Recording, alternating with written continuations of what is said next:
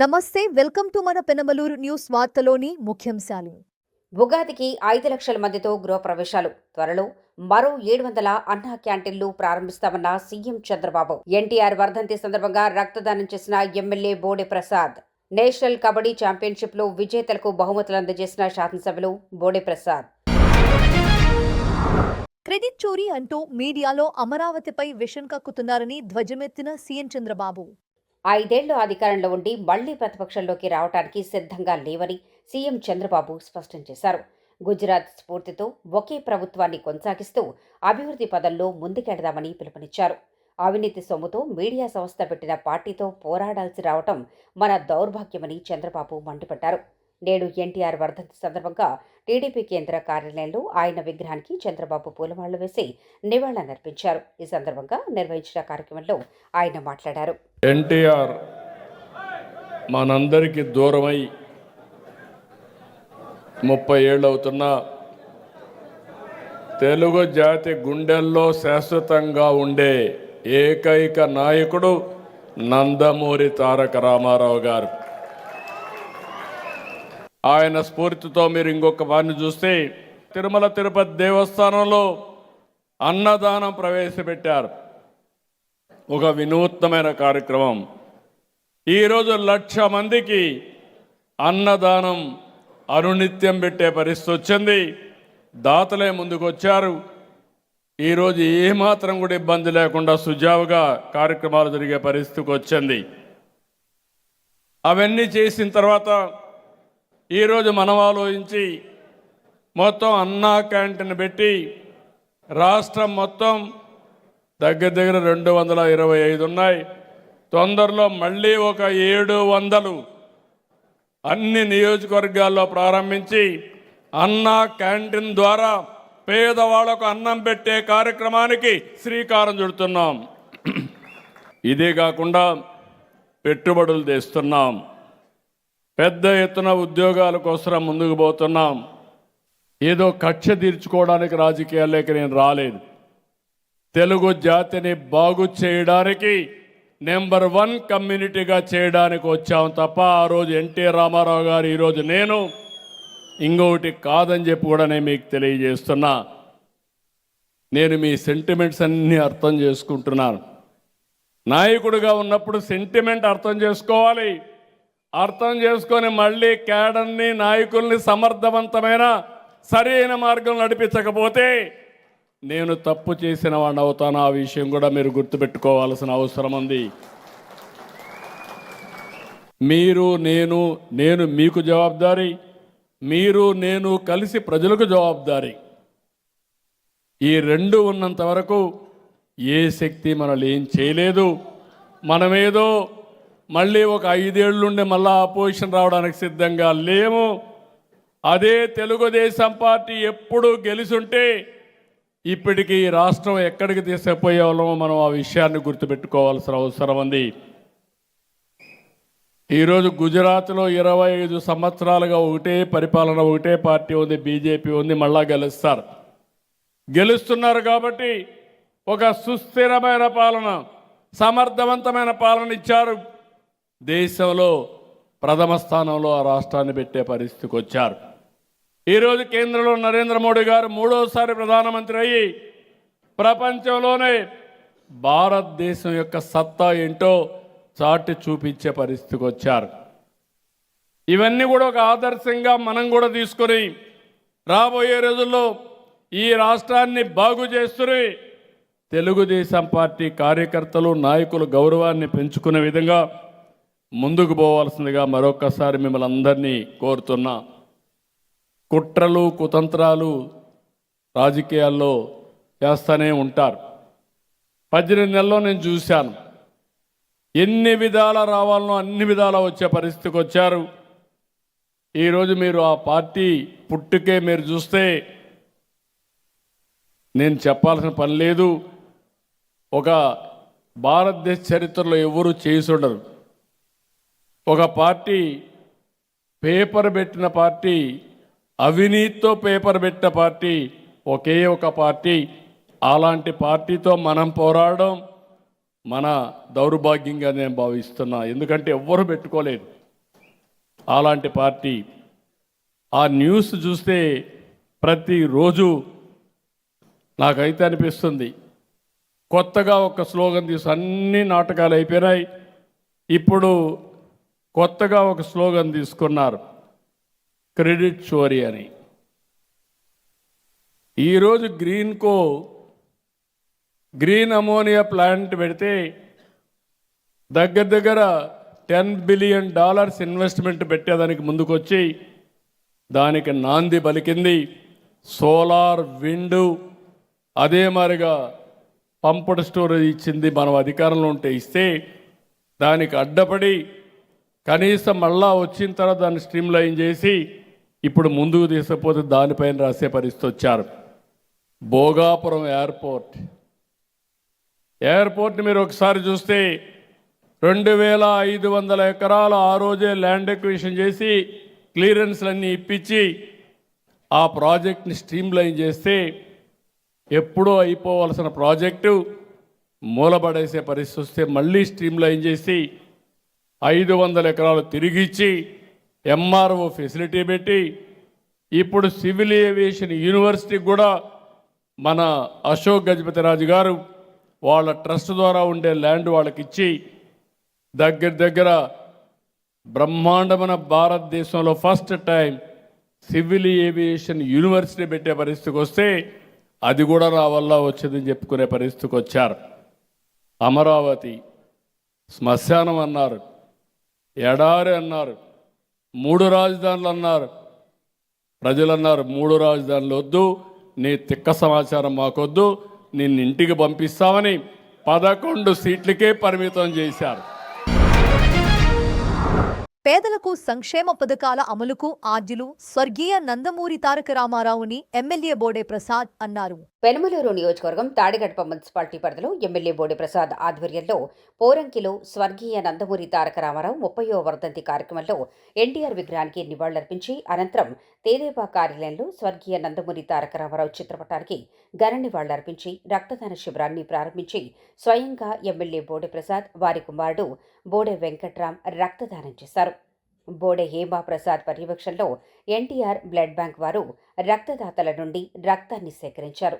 నియోజకవర్గం నుంచి టీడీపీ కార్యకర్తలు, నాయకులు పెద్ద సంఖ్యలో రక్తదానం చేశారు. ఈ సందర్భంగా ఎమ్మెల్యే మాట్లాడుతూ తెలుగు ప్రజల ఆత్మగౌరవాన్ని, ఖ్యాతిని ప్రపంచ నలుమూలలా విస్తరింపజేసిన మహనీయులు ఎన్టీఆర్. తెలుగుదేశం పార్టీ స్థాపించిన 9 నెలల కాలంలో అధికారంలోకి తీసుకొచ్చిన ప్రజా నాయకుడని, ప్రజలకు సంక్షేమ పథకాలు అందించిన మొట్టమొదటి సామాజిక విప్లవకారుడు నందమూరి తారక రామారావేనని అన్నారు. భౌతికంగా మన మధ్య లేకపోయినా తెలుగువారి హృదయాల్లో నిలిచిన వ్యక్తి అన్న ఎన్టీ రామారావు గారు.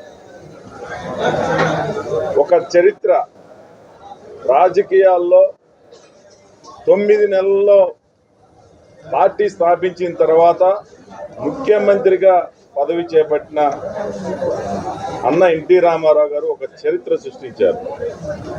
అలాంటి వ్యక్తి ఈరోజు మన మధ్య లేకపోయినా కానీ ప్రపంచంలో తెలుగువారు ఎక్కడున్నా ప్రతి ఒక్కరి తెలుగువాడి హృదయాల్లో జీవించి ఉన్న వ్యక్తి అన్న ఎన్టీ రామారావు గారు. ఈరోజు 30వ వర్ధంతి. దాదాపుగా 20 సంవత్సరాల నుంచి ఇదే విధంగా రక్తదానం చేస్తూ ఉన్నాం. రక్తదాన శిబిరం కూడా నేను స్వయంగా రక్తదానం చేయటమే కాకుండా రక్తదాన శిబిరాలు కూడా ప్రతి సంవత్సరం కూడా 100 మందితోటి మరి రక్తదానం చేయించి ఎంతోమంది ప్రాణాలు కాపాడుతూ ఉన్నాం. ఇక్కడే కాదు, ప్రతి ఒక్క చోట కూడా అన్నదానాలు కానీ, ఎవరికి చేతనైన వారు పేదవారికి సహాయం చేయటం, ఆకలయ్యే వారికి అన్నం పెడతాం. ప్రభుత్వంలో ఉన్నప్పుడు కూడా పేదవారి కోసం ఆలోచించిన వ్యక్తి ముఖ్యమంత్రిగా ఉన్నప్పుడు ఆయన చేసిన సంక్షేమ పథకాలే ఈరోజు ప్రపంచానికి దిక్సూచిగా నిలబడి అంటే అది అన్నగారి గొప్పతనం అని సందర్భంగా గుర్తు చేసుకుంటాం.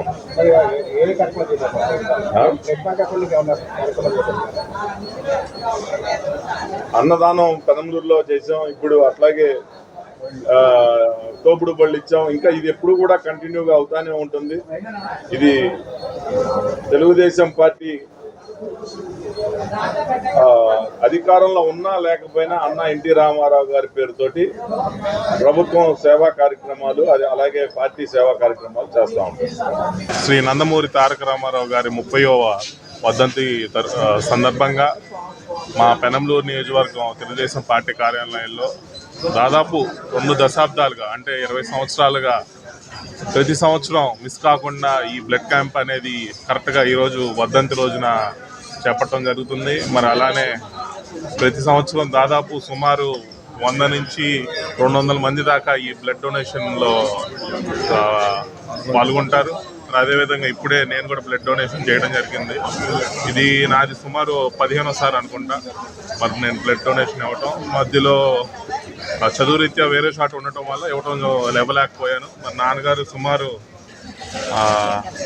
70 సార్లు దాకా బ్లడ్ డొనేషన్లో పాల్గొన్నారు. మరి ఇదే విధంగా ఇంకా రానున్న సంవత్సరాల్లో కూడా ఎప్పుడు ఈ బ్లడ్ డొనేషన్ క్యాంప్ అనేది జనవరి 18న ఎప్పుడు మేము చేపడతాం. ఇది మాకు ఒక ఆనవాయితీలాగా కొనసాగుతుంది. కాబట్టి ఈ బ్లడ్ డొనేషన్ అనేది చాలా మంచిది, ఒక ప్రాణ దానం లాంటి కార్యక్రమం. మరి ఇలాంటి కార్యక్రమం ప్రతి ఒక్కరు చేపట్టి ఇదే విధంగా ముందుకు సాగాలని కోరుకుంటున్నాం. సంక్రాంతి పండుగ సమయంలో 50వ జూనియర్ నేషనల్ కబడ్డీ పోటీలను నియోజకవర్గంలో నిర్వహించడం అభినందనీయమని ఎమ్మెల్యే బోడ ప్రసాద్ అన్నారు.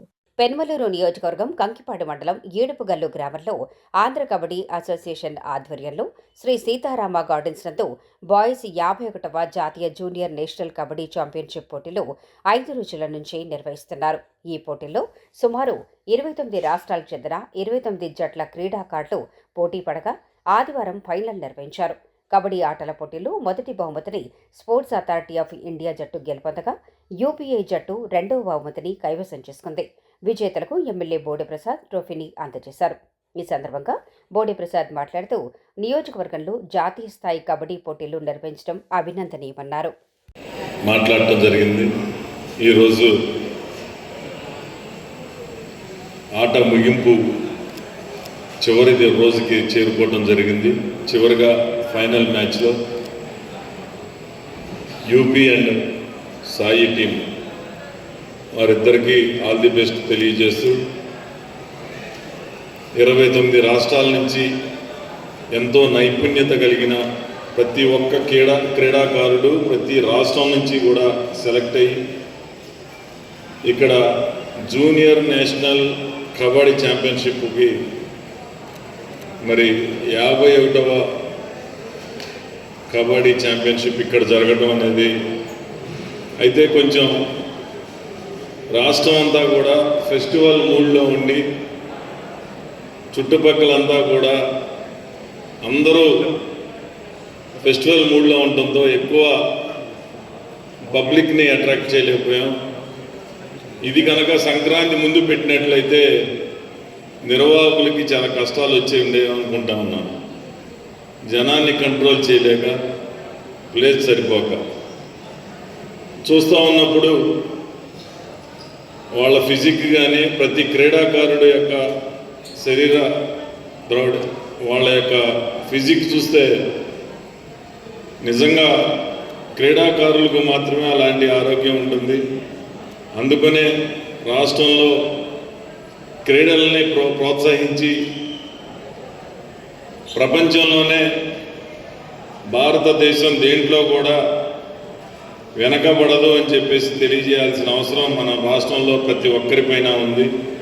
దేశంలో మన రాష్ట్రం అగ్రస్థానంలో ఉండాలి, ప్రపంచంలో మన దేశం అగ్రస్థానంలో ఉండాలని ఎప్పుడూ కూడా కోరుకుందాం. అమరావతిలో కూడా ఒక స్పోర్ట్స్ సిటీని ముఖ్యమంత్రి నారా చంద్రబాబు నాయుడు గారు నిర్మాణం చేస్తూ ఉన్నారు. తప్పకుండా భవిష్యత్తు తరానికి ఒక మంచి అవకాశాలు ఈ రాష్ట్రంలో లభిస్తాయని చెప్పి మనస్ఫూర్తిగా మీ అందరికీ కూడా తెలియజేస్తూ రపరప అంటూ అరాచకారని మాజీ ముఖ్యమంత్రి జగన్మోహన్ రెడ్డి ప్రోత్సహిస్తున్నారు అంటూ మంత్రి అనగానే సత్యప్రసాద్ విలేకరుల సమావేశంలో అన్నారు. విజయవాడ అమరావతి ఎన్టీఆర్ భవన్లో స్టాంప్స్ అండ్ రిజిస్ట్రేషన్ శాఖ మంత్రి అనగాని సత్యప్రసాద్ విలేకరులతో సమావేశం నిర్వహించారు. ఈ సందర్భంగా మంత్రి మాట్లాడుతూ సంక్రాంతి పండుగను రాష్ట్రమంతా ఆనందంగా జరుపుకొని ఎవరి కార్యక్రమాలు వారు వెళ్లే ప్రశాంత వాతావరణాన్ని చెడగొట్టే విధంగా వైసీపీ నాయకులు సైకోలుగా ప్రవర్తిస్తున్నారని ఆరోపించారు. రాష్ట్రాన్ని ముఖ్యమంత్రి చంద్రబాబు నాయుడు పునర్నిర్మిస్తూ మరోపక్క ప్రజలకు సంక్షేమం, అభివృద్ధిని అందజేయడానికి కృషి చేస్తున్నారన్నారు. వైసీపీ నేతలు మాత్రం ఏదైతే ప్రశాంతత వాతావరణం ఉందో దాన్ని చెడగొట్టాలని వారి యొక్క సైకోతత్వాన్ని మళ్ళా కూడా చూపిస్తూ ఉన్నారు. ఎందుకంటే సైకో పోవాలి, సైకిల్ రావాలి అని చెప్పేసి రాష్ట్రంలో పెద్ద ఎత్తున యుద్ధం జరిగింది 2024 ఎన్నికల్లో. ఎప్పుడు లేని 93% మ్యాండేట్ ఇచ్చి ఈరోజు ఒక మంచి ప్రజాహిత కోరుకున్నటువంటి నాయకుడు ముఖ్యమంత్రిగా పెట్టుకుని అభివృద్ధి, సంక్షేమం రెండు కళ్ళుగా భావించి అభివృద్ధిని పీక్స్కి తీసుకెళ్తూ, ఎందుకంటే రాష్ట్రాన్ని పునర్నిర్మించాలి కాబట్టి దానికి ఎంతో కృషి చేసి ఎంతో పెట్టుబడులు తీసుకురావాలనే లక్ష్యంతో ఎన్నో కార్యక్రమాలు చేస్తూ ఈరోజు కూడా దావోస్ కూడా అంటే కంటిన్యూస్ ప్రోగ్రామ్స్ ఉన్నప్పటికి కూడా ఏదైతే రాష్ట్రానికి లబ్ధి జరుగుతుందో అది తెచ్చి తీర్చాలి, ఈ రాష్ట్రాన్ని అగ్రస్థానం తీసుకెళ్ళి తపంతో పనిచేస్తున్నటువంటి కూటమి ప్రభుత్వానికి దెబ్బతీసే విధంగా. ఎందుకంటే సంక్రాంతిలో అందరూ కూడా గాలిపటాలు ఎగరేస్తూ ఉంటారు. ఈ యొక్క సైకో నాయకులు వెనకబడిన వర్గాలు తలకాయలు ఎగిరేసే విధంగా ఈ యొక్క కార్యక్రమాలు చేస్తూ ఉన్నాం. ఎందుకంటే మనం చూస్తూ ఉన్నాం, తుని నియోజకవర్గం నిన్న చూసాం మనం, లాలం బంగారయ్య అనే వ్యక్తి, వెనకబడిన వర్గానికి చెందినటువంటి వ్యక్తి, అతని అతి ఘోరంగా అతి కిరాతకంగా చంపటం అంటే ఈ రాష్ట్రంలో వారికి ఉన్న సైకోతత్వానికి అంటే పాలన పోయింది, ఈ రాష్ట్రం సుభిక్షంగా ఉంది, దాన్ని కూడా దెబ్బతీసే విధంగా ఈ యొక్క కార్యక్రమాలు చేస్తాం, భయభ్రాంతులు చేస్తూ ఉన్నారు. మొన్న కూడా మనం చూసాం పల్నాడులో కూడా 2 వర్గాల మధ్యలో ఉన్నటువంటి గొడవని అందరి మీద రుద్ది దాని శవ రాజకీయాలు గతంలో చరిత్ర నుంచి కూడా మనం చూస్తుంటాం. 1924లో వారి హయాంలో కూడా ఎంతమంది బడుగు బలహీన వర్గాలని వాళ్ళు హతమార్చారు. చంద్రయ్య అవ్వచ్చు, అమర్నాథ్ గౌడ్ అవ్వచ్చు, అట్లా చెప్పుకుంటూ పోతే ఎంతోమంది బడుగు బలహీన వర్గాలు అలాగే దళితులు కూడా ఉన్నారు. ఇది మనం చెప్పింది కాదు. ఎస్ఆర్బి రిపోర్ట్లోనే మనకి దాదాపుగా 700 పై మందికి వాళ్ళు హత్య చేశారని చెప్పేసి కూడా మనకి చెప్పారు. ఈ రాష్ట్రం సుభిక్షంగా ఉండాలి, అందరూ కూడా వైబ్రెంట్ మూడ్లో ఉండాలి, అందరూ ఆనందోత్సాహాలతో ఉండాలి అని చెప్పేసి హెల్తీ, వెల్తీ, హ్యాపీ స్టేట్గా అందరూ ఉండాలని చెప్పే లక్ష్యంతో గౌరవ ముఖ్యమంత్రి గారు పరిపాలిస్తూ ఒక వే ఫార్వర్డ్ మంచి కార్యక్రమాలు చేసుకుంటూ, ఎందుకంటే సంక్రాంతితో పాటు మనం చూసాం శతాబ్దాల కీర్తి ఉన్నటువంటి అంటే చరిత్ర ఉన్నటువంటి జగ్గన్న కీర్తి ప్రభలు దాన్ని ఒక వైబ్రెంట్ మూడ్లో చేసినటువంటి పరిస్థితి. అలాగే గండికోట ఉత్సవాలు, జల్లికట్టు అవ్వచ్చు, అలాగే మొన్న జరిగినటువంటి ఫ్లెమింగో ఫెస్టివల్ అవ్వచ్చు, ఇలాంటి కార్యక్రమాలు చేస్తూ ఉంటారు. ఏదన్నా మంచి కార్యక్రమం చేస్తుంటే వైబ్రెంట్ మూడ్లో ఉంటుందని. కానీ ఈ యొక్క మాజీ ముఖ్యమంత్రి జన్మదినం చేసుకున్నారు పోయిన నెల. ఆ రోజున ఏం చేశారంటే నేరాల్ని ప్రోత్సహించే విధంగా ఏదైతే వాళ్ళ రక్తంలో ఉందో, వాళ్ళ తత్వంలో ఉందో దాన్ని ప్రోత్సహించే విధంగా బలులు, రక్తాన్ని తీసిచ్చి అలా చిందించటం. ఎవరన్నా ఏం చేస్తారండి? ఈరోజు స్వర్గీయ శ్రీ నందమూరి తారక రామారావు గారి 30వ వర్ధంతి. ఈరోజు మనం ఏం చేస్తున్నామనండి? సేవా కార్యక్రమాలు చేస్తూ ఉన్నాం, రక్తదానం చేస్తూ ఉన్నాం, అయితే పేదలకి బ్రెడ్, పాలు, లేకపోతే ఇంకా వేరే కార్యక్రమాలు చేస్తున్నాం, హెల్త్ సెంటర్స్ హెల్త్ క్యాంపులు పెడుతున్నాం, ఒక మంచి కోరే కార్యక్రమం చేస్తాం. కానీ ఇతను ఏం చేశాడు ఏంటో కానీ అతని తత్వం, బికాజ్ ఏ నాయకుడికి ఏది నచ్చుతుందో అది వాళ్ళ కార్యకర్తలు చేస్తారు. అందుకనే బలులు, రక్తాభిషేకాలు, రపరపాలని పెట్టి భయభ్రాంతులు చేసే విధంగా, ఈ మంచి వాతావరణాన్ని భయభ్రాంతులు చేసే విధంగా ఏదైతే ముఖ్యంగా బడుగు బలహీన వర్గాలు ఉన్నారో వాళ్ళందరూ అణిచివేయాలి. ఎందుకంటే స్వర్గీయ శ్రీ నందమూరి తారక రామారావు గారు గుర్తింపిచ్చి వారికి రాజ్యాధికారం ఇచ్చి ఈ ఉన్నత స్థానం తీసుకొచ్చారు. కాబట్టి అది ఓర్వలేక వాళ్ళందరినీ హతమార్చో మానసికంగా కుంగదీయాలనే విధంగానే చేస్తూ ఉన్నారు. ఎందుకంటే గత ప్రభుత్వంలో చేసిన కార్యక్రమాలు కూడా అలాంటివే. ఏదైతే రిజర్వేషన్ ఉందో దాన్ని 34% తగ్గించినటువంటి పరిస్థితి, 16,800 ప్రజాప్రతినిధులను తగ్గించినటువంటి పరిస్థితి మనం చూసాం. అలాగే సబ్ ప్లాన్ నిధులు తీసేయటం, ఆదరణ తీసేయటం, లోన్లు తీసేయటం, అంటే కసి ఎప్పుడు కూడా వెనకబడిన వర్గాలు పైకి రాకూడదనే కసితత్వం, ఆ సైకోతత్వంతో ఆ నాయకుడు చెప్పాడు. కాబట్టి క్షేత్రస్థాయిలో వాళ్ళ యొక్క కింద ఉన్న కార్యకర్తలు కూడా అయ్యే ముందు తీసుకెళ్తూ ఆ పత్రికలో అన్ని తప్పులు తడకలన్నీ రాసుకుంటూ దాన్ని కూడా ఎప్పటికప్పుడు సోషల్ మీడియాలో చేస్తూ ఉన్నారు. ఎట్టి పరిస్థితుల్లో కూడా ఇలాంటి హత్యలు కానీ, హత్య ప్రేరేపించిన వాళ్ళని కానీ, లేకపోతే ఎలాంటి అసంఘటిత సంఘటనలు కానీ, అలాగే మహిళల్ని ముఖ్యంగా ఇక్కడ కించపరిచే విధంగా ఎలాంటి కార్యక్రమం జరిగినా కూడా ఈ ప్రభుత్వం ఊరుకోదని చెప్పి హెచ్చరించడం కోసమే ఈరోజు మేము పెడతా ఉన్నాం. ఈరోజు బంగారయ్య గారు అవ్వచ్చు, తప్పకుండా ఆ కుటుంబానికి తెలుగుదేశం పార్టీ అండగా ఉంటుంది. ఏ బడుగు బలహీన వర్గాలు అవ్వచ్చు, ఏ దళితులు అవ్వచ్చు, లేదా ఏ కులానికి, ఏ మతానికి చెందిన వారు అవ్వచ్చు, ఎవరైనా కూడా అన్యాయం గురైతే, లేదా ఈ ప్రభుత్వ హయాంలో ఎట్లాంటి తప్పులు చేయాలని లేదా సైకోతత్వం చూపించాలని చెప్పేసి వాళ్ళు ప్రయత్నం చేస్తే ఎటువంటి వాడైనా తప్పకుండా శిక్షార్హుడు, తప్పకుండా శిక్షించి తీరుతామని చెప్పేసి కూడా మేము మీ ద్వారా వారికి హెచ్చరిస్తా ఉన్నాం. పోరంకిలో అన్నసంతర్పణ నిర్వహించిన అయ్యప్ప స్వామి భక్తి బృందం. పెన్మలూరు నియోజకవర్గం తాడిగడప మున్సిపాలిటీ పరిధిలో పోరంకి గ్రామంలోని శ్రీ లక్ష్మీ నరసింహ గార్డెన్ నందు పోరంకి అయ్యప్ప భక్త బృందం ప్రతినిధి కర్లపూడి సుబ్బారావు ఆధ్వర్యంలో అయ్యప్ప భక్తులకు, గ్రామస్తులకు, వివిధ ప్రాంతాల నుంచి వచ్చిన వారికి అన్న సంతర్పణ చేశారు. ఈ సందర్భంగా అయ్యప్ప స్వామి భక్త బృందం సభ్యులైన కర్లపూడి సుబ్బారావు మాట్లాడుతూ, పోరంకి గ్రామంలో సుమారుగా 27 సంవత్సరాల నుంచి అయ్యప్ప స్వామి భక్త బృందం ఆధ్వర్యంలో అన్న సంతర్పణ నిర్వహిస్తున్నామన్నారు. సుమారు 15,000 మంది అన్నప్రసాదం స్వీకరిస్తున్నారని పేర్కొన్నారు. ఈ కార్యక్రమంలో అయ్యప్ప స్వామి భక్త బృందం ప్రతినిధులు పాల్గొన్నారు. అయ్యప్ప భక్తులందరూ కూడా గత 27 సంవత్సరాల నుంచి పోరంకి గ్రామంలో అఖండ విజయంగా 10 నుంచి 15,000 మధ్య అన్నదాన కార్యక్రమం నిర్వహణగా సాగుతుంది.